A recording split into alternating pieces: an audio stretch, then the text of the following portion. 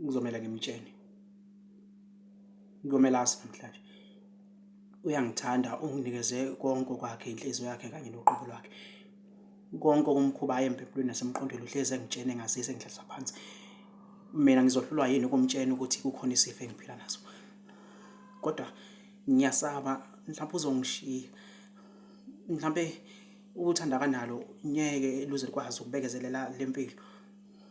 Nami bengiyona impilo, kodwa ngilibonile uthando kanalo ngami ukuthi lolu uthando mangingahlekela ngingaba yini, ngaba umuntu engasithebeni kwezothando. Yebo ngiyamthanda kodwa angikwazi ukumtshena lonke leli qiniso. Ngoba ukumtshena kwami iqiniso kuyobe sekungishiya kwakhe, mhlawumbe ngeke sengishiye, ngenze njani ngimtshene?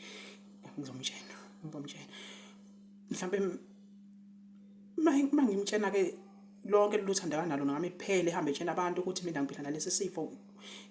Ngizophila kanjani? Amehla abantu ngimtshene mhlawumbe uzokwamukela, mhlawumbe uzosho ukuthi isithando sami ngibonga ukuthi uneqiniso.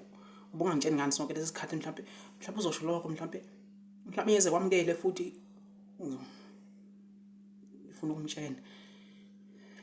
Ngifuna ukumtshena kodwa manje angazi ngizomtshena kanjani.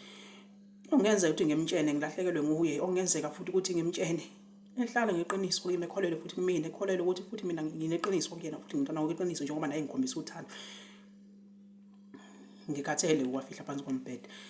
Ngikhathele ukuphuma njalo mangabe sekufika isikhathi ngibe ngathi ngendlini encane kanti ngiyazi ukuthi ngifake ekhikhini. Ngikhathele.